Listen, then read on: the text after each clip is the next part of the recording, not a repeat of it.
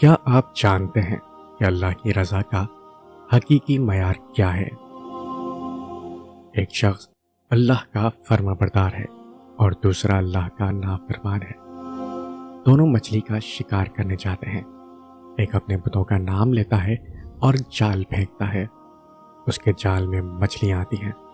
دوسرا اللہ کا نام لیتا ہے اور جال پھینکتا ہے اور اس کے جال میں کچھ نہیں آتا۔ کوشش کرتے کرتے شام ہو جاتی ہے۔ وہ اللہ کا نافرمان غیر اللہ کا پکارنے والا اپنی مچھلیوں کا تھیلا بھر کر لاتا ہے اور یہ اللہ کا ماننے والا اپنا تھیلا خالی لے کر آتا ہے۔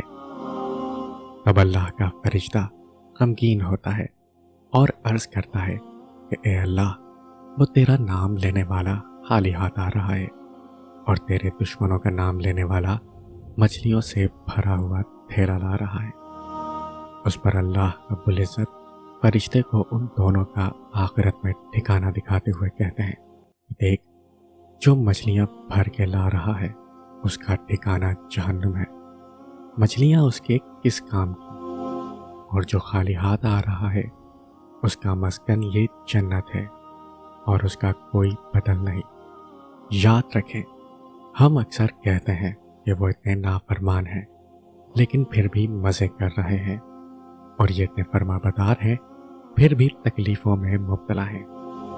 یاد رکھیں، اللہ کے یہاں مقبولیت اور پسندیدگی کا معیار کچھ اور ہے۔